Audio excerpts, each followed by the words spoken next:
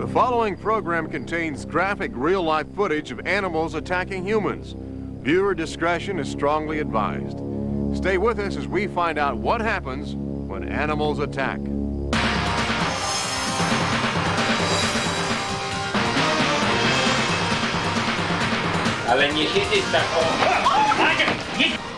felt like a bus that hit me. I knew immediately I was inside of a shark. This was a dog that was told to attack someone, which resulted in a death. I had about 10 seconds to kill it there. It was going to kill me. I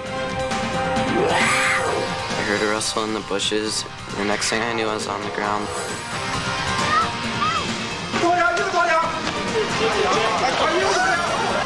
I looked up above and realized I was like 40 feet below and I was going to die.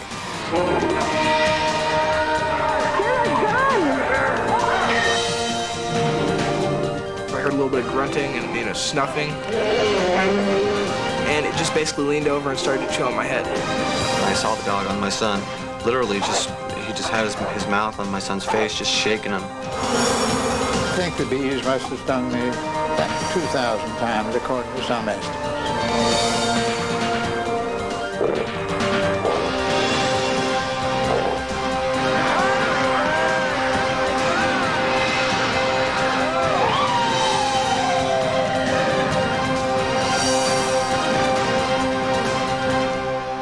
Good evening. When animals attack suddenly and unexpectedly, the consequences can be frightening and devastating.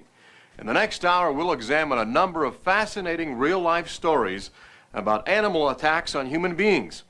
We'll find out why the attacks occurred, what can be done to avoid them, and what you can do if you're attacked. But first, a warning. Much of the footage you'll see this evening was shot by amateur cameramen during actual attacks, and it's quite graphic. We begin in the crystal clear waters of Hawaii with a horrifying encounter with one of Earth's most majestic animals. What you're about to see is an actual home video in which a woman is almost swallowed whole by a whale. It was a beautiful Sunday morning. Lisa Costello and I were out in my Zodiac. We saw splashing in the distance. It took us a long time to get up to this splashing, and it turned out to be a group of pilot whales that were swimming along very rapidly. They came over and rode the bow wave of my boat for quite a while. Then we both slowed down together, and the whales milled around my boat for a number of minutes. Very playful right now. They're hanging around it. Lisa wanted to go in the water. It was a beautiful day. There's no reason why she shouldn't. When I got into the water, as soon as I went over the side of the boat, there were two pilot whales swimming right at me. The whale swam past me and then turned and swam directly toward Lisa. One of the whales came quite close to Lisa, and she swam toward the whale. There was a lot of eye contact between them, and eventually Lisa started to pet the whale. What happened next stunned the swimmer and the photographer. The whale suddenly advanced and grabbed Lisa's thigh. Startled by the sudden action, she pulled free and managed to swim away. But moments later, the pilot whale grabbed Lisa by her ankle and swiftly descended to a depth of 40 feet below the surface.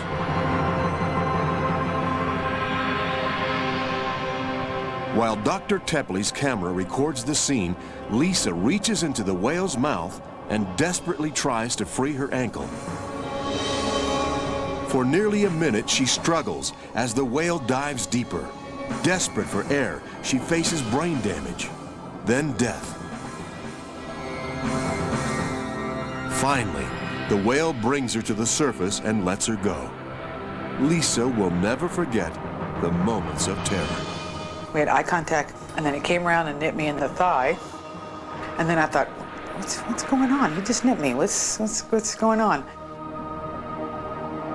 He came around and grabbed my ankle and started going straight down. And I looked at him like, now what are you doing? And then I suddenly realized I couldn't breathe. I looked up above and realized I was like 40 feet below and I was gonna die. Your whole life goes by in microseconds. Thought about who was gonna take care of my son and First I surrendered to death, and then I thought, no, I don't want to die. I'm too young to die. After the whale released me, brought me to the surface and released me, I was so thankful that I was alive and that I was getting breath into my body. I was just gasping for air, and I felt so thankful. And disbelief too. It's like, oh my God, I lived. I survived. When I pulled her into the boat, I had this great sense of relief that all of her parts were still there. I kind of expected maybe one leg might be missing, or at least, partly mangled or something. Since swimming with whales is strictly prohibited in Hawaii, authorities charged Tepley with harassing the animals. He was convicted and fined $10,000. Later, however, the conviction was reversed by a U.S. District Court, which found that Tepley and Costello had done nothing to intentionally harass the giant sea mammals. Well, I really don't feel like it was an attack. I feel like it was more of, he was curious about me. This incident hasn't scared me away from the ocean. I still dive regularly, and I still love the ocean. I think I'm a lot more cautious now, but I still love the ocean and love all the creatures in it, and it hasn't deterred me from going diving. What Tepley and Costello will never forget is that in the wild, animals are never predictable, and they must be treated with care and respect. Of all the creatures in the sea, sharks are the scariest predators. Some are even called super predators, and when they attack, they seldom leave survivors. What you're about to see is one of the most amazing animal attack stories ever told. The true story of a man who was swallowed by a great white shark. In August 1993, several friends were preparing to go abalone diving off the northern coast of California. One of the divers, Mike Swartzel, will never forget the day. Well, we decided to take the day off and go diving. It was absolutely a beautiful day. Flat water, about 15 to 20 foot visibility, so we figured it was the perfect day to go diving. We got out about 80 to 100 yards off ashore, and we were spread out probably 60 to 80 yards apart. David and I stayed out in front of the bay. We probably dove for a half an hour. David Miles, another one of the divers, was searching the bottom for abalone, but he was not alone.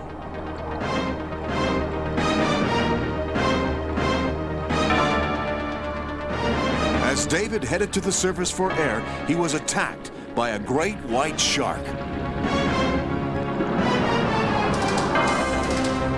The great white swallowed him head first, up to his shoulder blades. Trapped in the jaws of death, he struggled. Then, miraculously, managed to push back and swim free. I was on my way to the surface, looking down, trying to see where I was going to go next on my next dive, see where some abalones might be.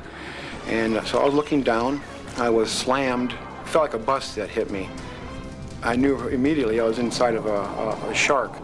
When he started closing his mouth, I thought it was over with my eyes. I started wincing, and then I started hearing, I thought it was my skull was being crushed, and what it was teeth breaking off, apparently in my head. When he opened his mouth back up again, that was my window of opportunity to escape.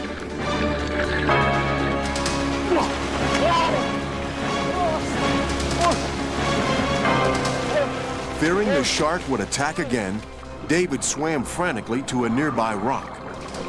I kicked the weights loose, and then I just jettisoned myself. It seemed like on top of this rock by the time I got there. And I started yelling to my friends that were in the water. Guys! Guys! Hearing David's desperate cries, his friends swam to safety on another rock. Only Mike was still in the water. When I started hearing a lot of yelling and looked around, I seen the other guys were up on the rocks. My little brother started yelling at me to get out of the water, and that's when I understood that David had got bit. He pulled his coat off, and I could see his back was laid open like a fillet knife had been used on him. Bleeding heavily, David's injuries included numerous deep lacerations on his back, scalp, and jaw. The gashes in his back were so severe, rescue personnel feared the shark's teeth had punctured David's lung cavity. Over 100 stitches would be required to close the wounds. I'm gone! Mike Swartzel knew he had to try to save his friend, even if the shark was still in the area. It was about 60 yards from the rock to the beach. And what went through my mind was terror. I did not want to get back in the water again. I know the shark was in there, and I was bleeding, and from what I hear, sharks can smell blood a long way away. I finally told him, you have to get in the water now. We have to get out of here. He did jump into the water then and got on my tube, his chest. I grabbed the front of the tube and took off swimming for shore. David was swimming behind me with his chest on the tube. Jeff Landesman is an expert on why sharks attack. White sharks, for instance, it's felt that they attack humans because it's a case of mistaken identity. It's thought that a great white shark looking upwards would see this silhouette that they think might be their prey, and then they would rush from below and attack. I was worried about him maybe bleeding to death. I did start getting worried because he started getting lethargic. The shock was kind of setting in on him. When Mike and David finally reached the shore, they were met by the other divers who had already summoned emergency assistance. I feel as though I won the lottery that day. They tell me it's like 300 million to 1 to survive a great white attack, and being head first in a great white attack, I don't know what the odds are, but I felt as though I won the lottery that day. Felt very lucky. Coming up, a brown bear suddenly attacks an innocent guest on a TV show. And a circus turns to tragedy when an elephant goes on a deadly rampage. On When Animals Attack.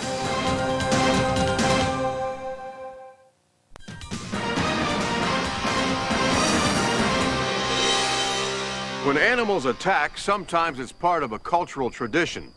As you're about to see, each year in Pamplona, Spain, during the legendary running of the bulls, participants actually relish the thrill and excitement of tangling with the raging animals. The bulls give the runners what they come for, an adrenaline rush that comes with being so close to the dangerous and unpredictable creatures.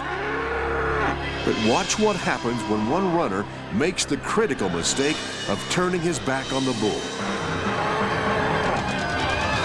Speared through his upper thigh, Torley Orban desperately wrestles for his life.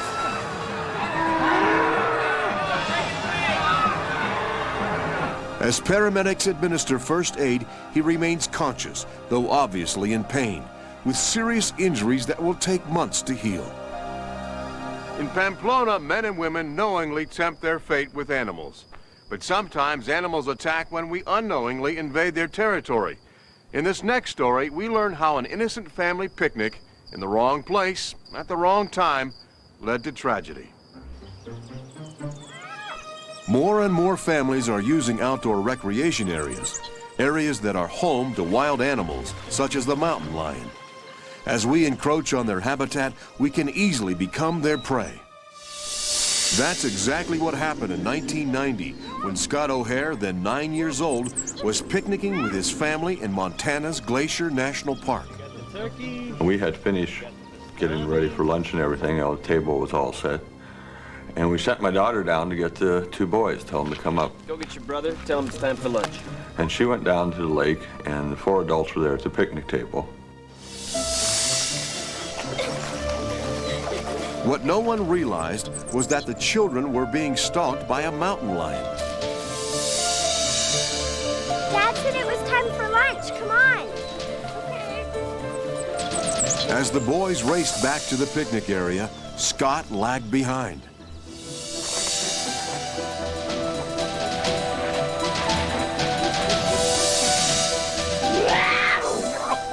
I heard a cry for help. It was Chad, and first cry I didn't pay a lot of attention because they were probably goofing around and whatnot. Then it was followed by a second cry for help, and I heard urgency in that call. The adults ran to see what was the matter.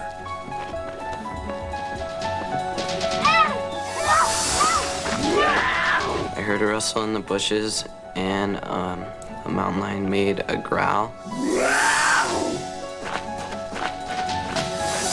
The next thing I knew, I was on the ground. the mountain lion placed its jaws on my head, just basically ripping the skin. It was frightening because I knew that something was on top of me and scratching and biting at me. Now, when I got there and saw that what was happening, that the mountain lion had Scott's arm in his mouth, I kept running towards there because I wanted to get the mountain lion off of him.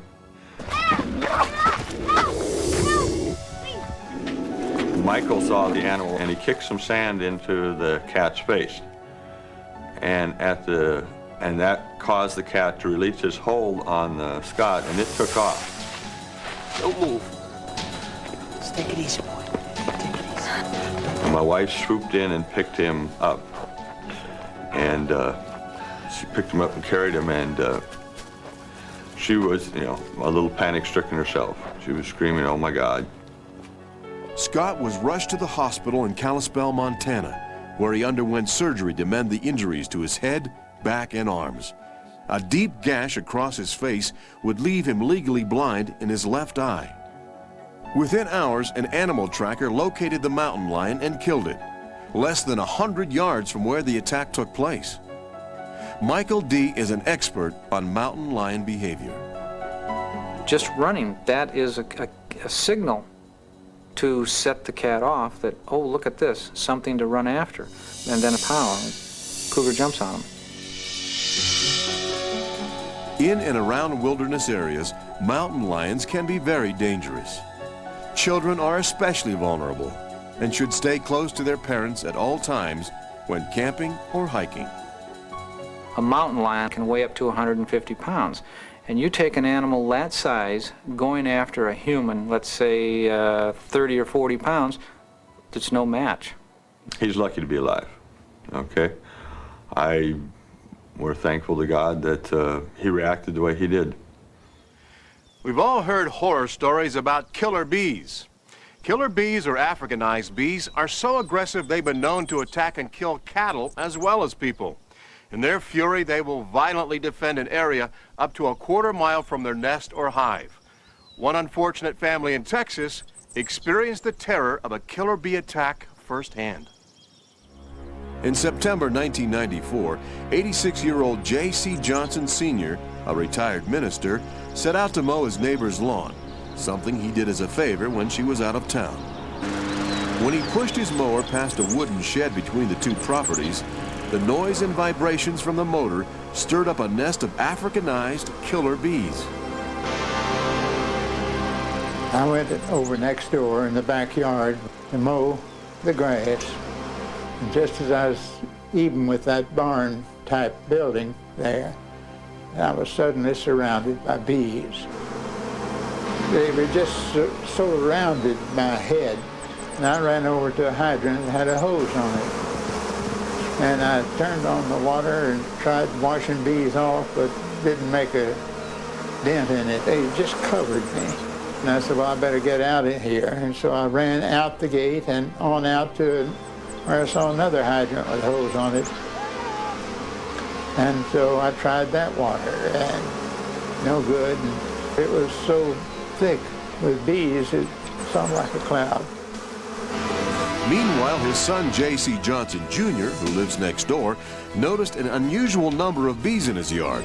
He had just gone inside to escape the bees when he heard a cry for help. Help! Okay, I saw my father across the street lying down, and I was concerned about him because I thought perhaps he'd had a heart attack or he had fallen. And so I called to him. I said, Dad, are you all right? And he said, no.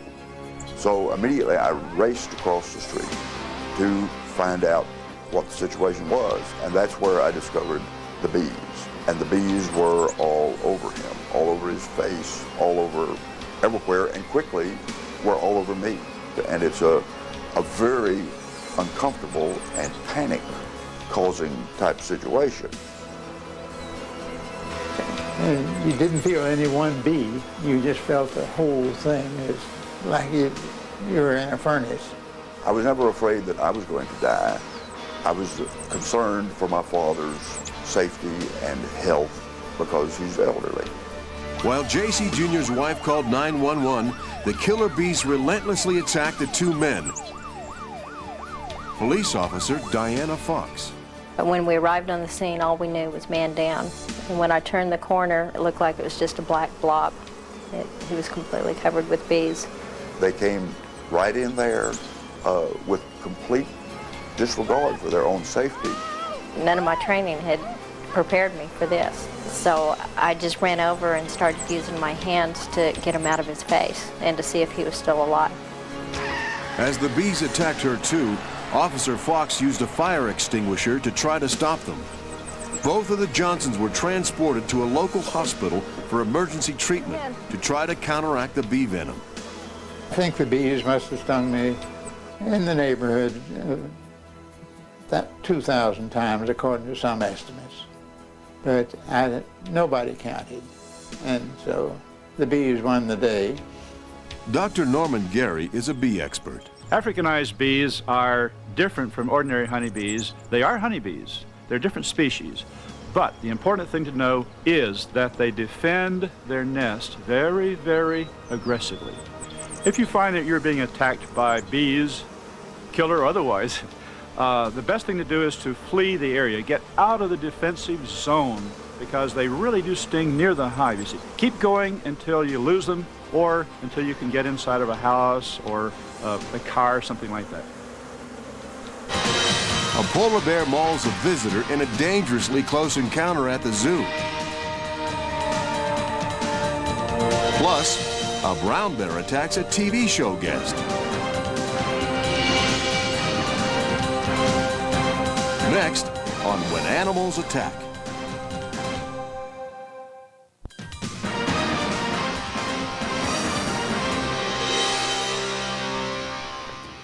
In the wild or in captivity, bears are among the most unpredictable of all animals and are responsible for some of the most horrifying attacks on people. What causes bears to attack isn't always clear, but we do know they are driven by enormous appetites and at times do not fear humans. Experts believe the smell of food, smoke from a campfire, even fragrant colognes and deodorants can attract bears and cause them to attack. Polar bears are not only aggressive, but also capable of killing their prey instantly. This woman was attacked when she scaled the fence at a zoo to have her picture taken with the predator.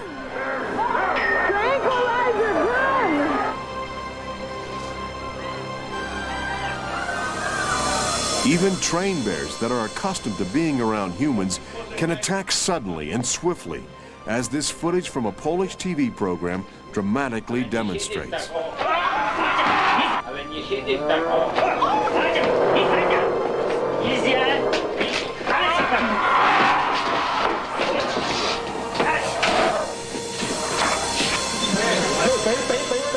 When this man got too close to a panda bear, he could have lost more than his jacket. He could have lost his life.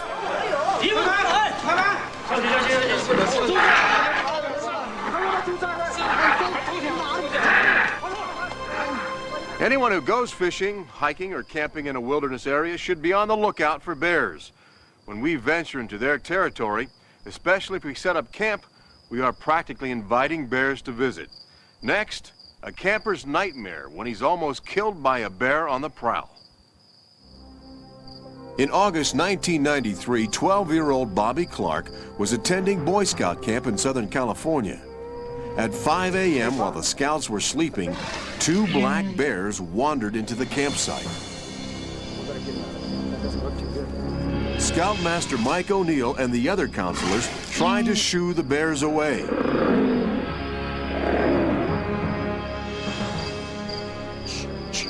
One.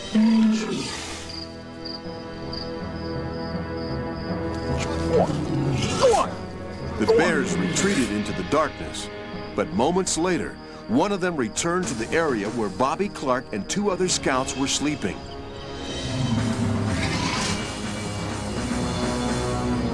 Even though the scouts had taken special precautions to put away their food for the night, experts believe bears can be attracted by the smell of smoke from a campfire or the lingering scent of food on campers themselves.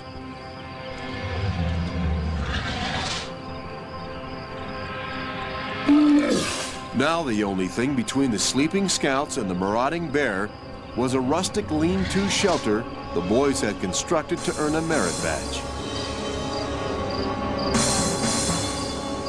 As the bear attacked, the other two scouts were able to flee, but it was too late for Bobby Clark.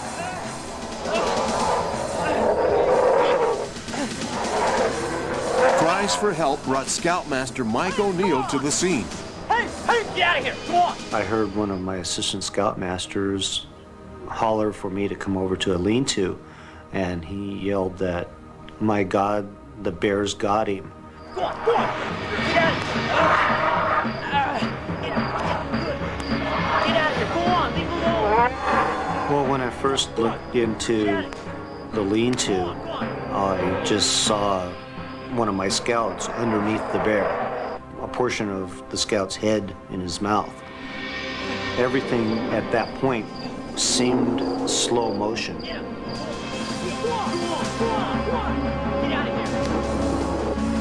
Finally, the bear retreated, but only after tearing off a 4x5-inch piece of Bobby's scalp. He was rushed to Redlands Community Hospital, where he underwent 3 hours of surgery. Later, more surgeries would be required to graft skin to the injured area. I was working on a merit badge that I was getting, and we had to build a shelter out, like, away from camp and sleep in it for one night. And so we had this lean-to type shelter built out of logs and stuff, and I was sleeping in that with 2 other scouts. I woke up when I felt the bear basically, like, sit on me. I heard a little bit of grunting and, snuffing, and it just basically leaned over and started to chew on my head. It feels like nails against a chalkboard kind of inside of your head, so it's just a grinding sensation. And there was no pain, though. I was in shock. I don't know why. I was conscious the whole time and coherent, but there was no pain. We'll get him to the truck. Bear expert Glenn Stewart believes the bear was after food, not Bobby Clark. Most of the attacks on human beings by black bears have been cases where the bear is searching for food. He smells food in a tent or in a person's sleeping bag. He follows his nose to the food scent, and he takes a bite of what he thinks is going to be food. Bears are like wild animals, and that's what they do, is they hunt for food. And so if they attack you, it's kind of your own problem. You have to understand that they're not like pets, and they're strong animals, and they can do some damage. Montana wildlife officer Lou Kiss almost lost his life trying to help a bear. Kiss was attempting to relocate a problem grizzly that otherwise would have to be killed. As he released the bear in its new home, Kiss realized the grizzly was not as tranquilized as it should have been. The bear grabbed the cage and pulled Kiss and the cage off the back of the truck. As I fell through the air, I had that split-second fleeting thought, Lou, you're in trouble. And I landed on top of the bear, and I had a flash of tremendous heat on me. This bear felt like he was 200 degrees. And of course, I bounced off the bear onto the ground. As these amazing photos show, Kiss is fighting for his life with the grizzly. So the thought went through my mind that I had about 10 seconds to kill that bear. It was going to kill me. Kiss draws his gun and begins firing. The vulnerable spot is right here in the throat, that access joint. And I can't say that I thought that, but the instant he raised his head up, I shot him there. Lou Kiss killed the grizzly with his 6th and final bullet. The ranger was hospitalized later with severe injuries. And I have no regrets doing what I did to him, but as far as grizzly bear are concerned, I like them, and they're a beautiful animal. Lou Kiss retired after he killed that grizzly. He spends most of his time these days fishing. A trained pit bull is used to commit a vicious murder. And a circus elephant gone wild turns on its trainer.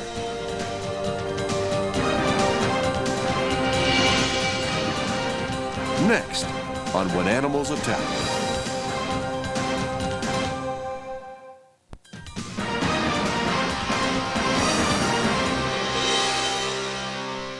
Dogs have certainly earned their reputation as man's best friend, and the vast majority of dogs are wonderful, loving pets and companions.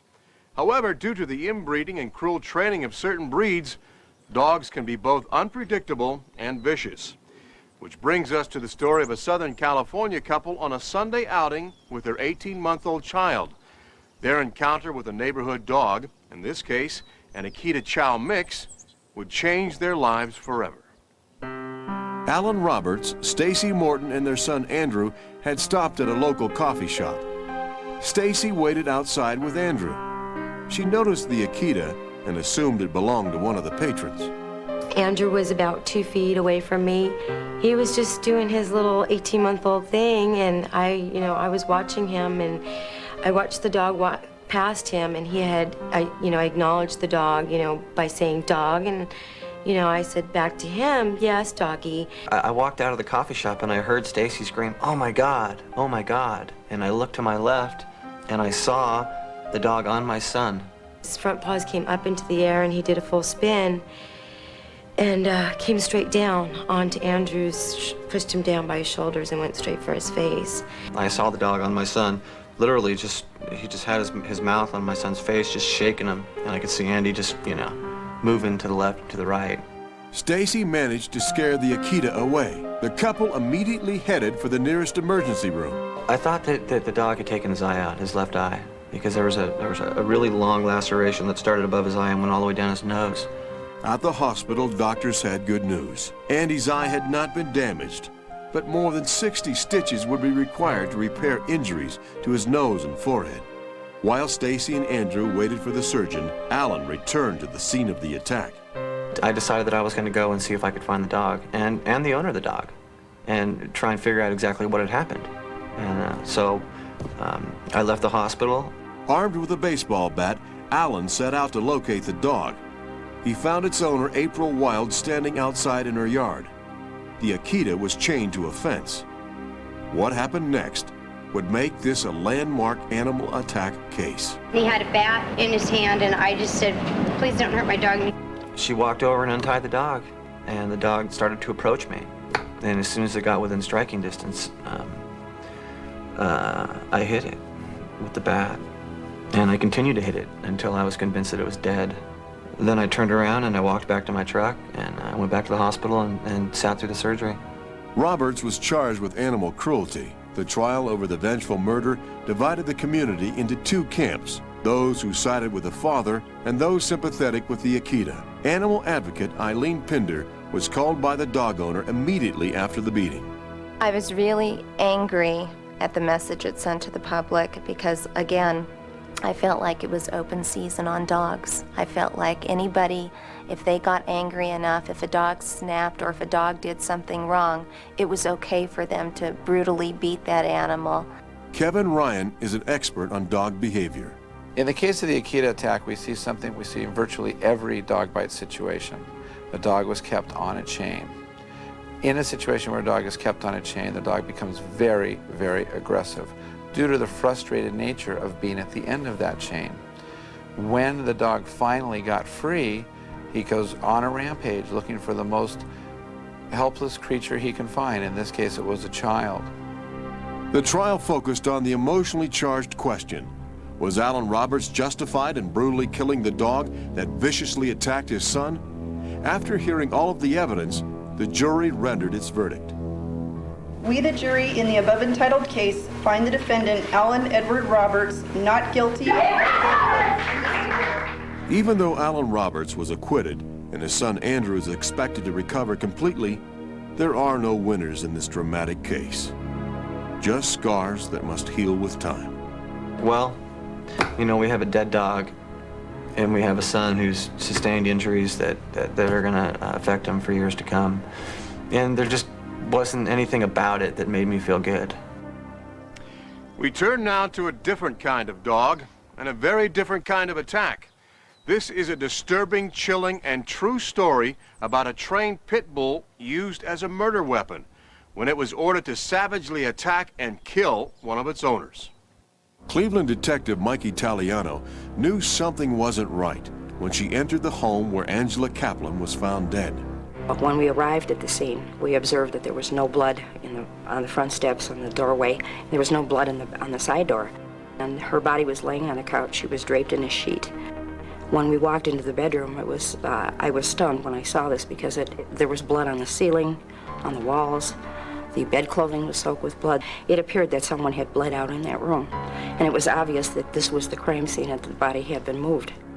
Moments later, police discovered a pit bull named Mac locked in an upstairs closet. The dog belonged to the victim's common-law husband, Jeffrey Mann. The dog was immediately taken into custody, and Mann became the prime suspect. We went back to the office and interviewed the defendant, and at that time he gave us about 3 or 4 different stories about what had happened. The first one, of course, her going for a walk. Then he said he was sleeping. She came home, playfully jumped in bed, frightened the dog. The dog attacked her, but he had taken some medication, and he fell asleep, and when he woke up, he found her dead. And then he told me that another dog broke in the house and attacked her, not his dog. An autopsy will reveal that Angela Kaplan bled to death from nearly 300 puncture wounds in an attack that was so vicious, teeth marks could be seen on the bone. Later that night, the vet who had examined Mac called Taliano to tell her the dog didn't seem very aggressive, but suspiciously Mac had been recently washed. Could Mac be a trained attack dog? When I suspected that the dog was used as a weapon, I knew I had a homicide investigation on my hands. I knew that that's how it would have to be investigated. This was not a dog that went berserk and attacked someone. This was a dog that was told to attack someone, which resulted in a death. To prove that Mac had been trained by Jeffrey Mann to attack on command, Taliano called in training expert Benjamin McPeak. I asked the dog warden to take the dog outside so I could test the dog to see what kind of reactions I would get. And the dog was very social. I walked up, I petted it. There was no signs of fear or stress in the dog. But when McPeak showed Mac one of the sleeves used to train pit bulls to attack, Mac became a different dog. The minute the dog saw the attack sleeve, he became very aggressive. He came to the end of the chain. He's jumping up, he's barking, he's biting at the sleeve. So there was no doubt in my mind that he had been trained to do attack work because he knew what a sleeve was. Forensic experts determined that Mac's teeth matched the bite pattern on the victim's bones. The coroner ruled Angela Kaplan's death a homicide, and investigators sought to prove that Jeffrey Mann had used Mac as the murder weapon. After a 3.5-week trial, Mann was convicted of murder. He was sentenced to 15 years to life and is known in jail as Dogman. Because experts never learned the command used to make him attack, Mac had to be destroyed. He too became a victim in this chilling case.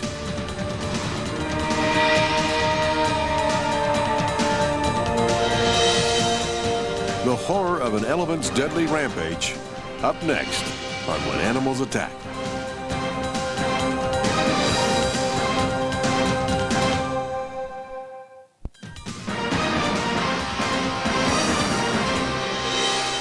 Our final story is in a word disturbing.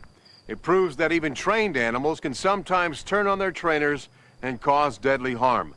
In this case, a circus elephant goes on a rampage, killing one person and seriously injuring 15 others. Again, a word of caution. The footage you're about to see is alarming, and we remind you, viewer discretion is advised. Elephants are among the world's largest and most fascinating animals. In captivity, they also can be notoriously dangerous. There are 600 elephants in captivity throughout the world. In the U.S., elephants kill at least one of their handlers each year, making elephant handling the most hazardous profession in the nation. One such attack occurred on August 20th, 1994 at Circus International in Honolulu, Hawaii. Without warning, an agitated African elephant named Tyke suddenly went on a rampage. Miraculously, Tyke's groom, the man in gray, would survive the attack. But when Tyke's trainer, Alan Campbell, the man in blue, attempted to gain control of the 2,000-pound elephant, Tyke turned her rage on him too.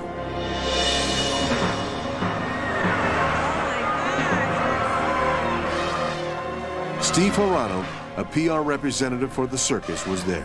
When I ran into the arena, I saw that the trainer, Alan Campbell, was trying to calm an elephant down.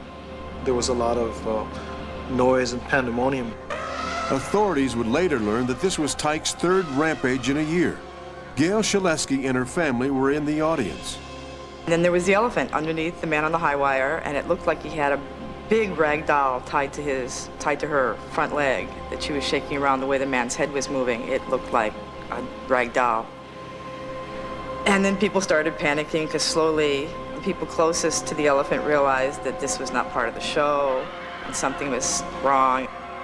Tyke instinctively tried to gore Beckwith, even though her tusk had been removed.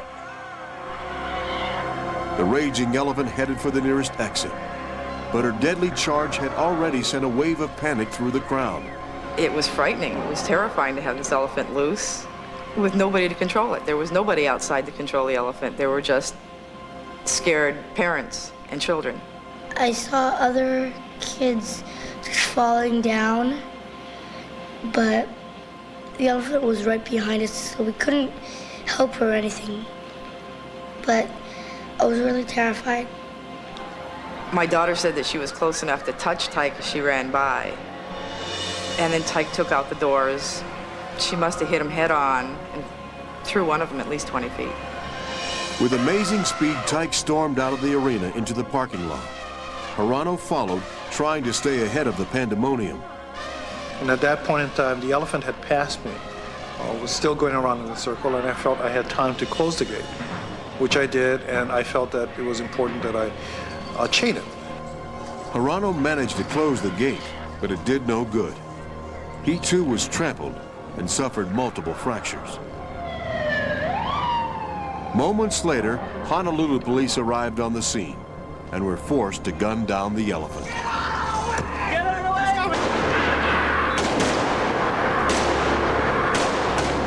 If the police hadn't fired when they did, I would not be alive talking to you today. And I guess they thought my life was in danger, so that's the point in time in which they fired. Animal activist Chris DeRose believes the incident was understandable.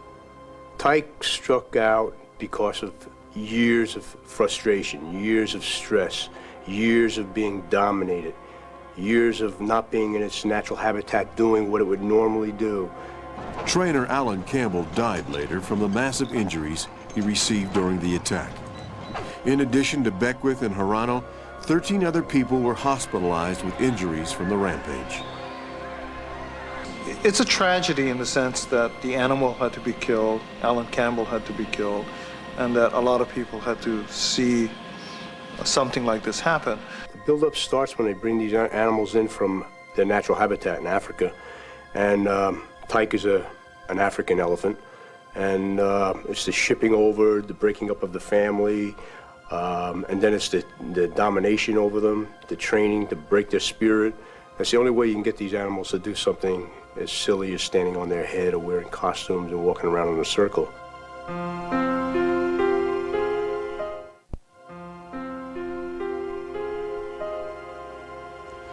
When animals attack, there is always a lesson to be learned. When we invade an animal's natural habitat, endanger its young, or threaten its food supply, we are at risk. As we've seen tonight, the best way to avoid such attacks is to respect animals and their natural environment. In the end, we must all protect and share this earth together. I'm Robert Urich. Good night, and thanks for watching.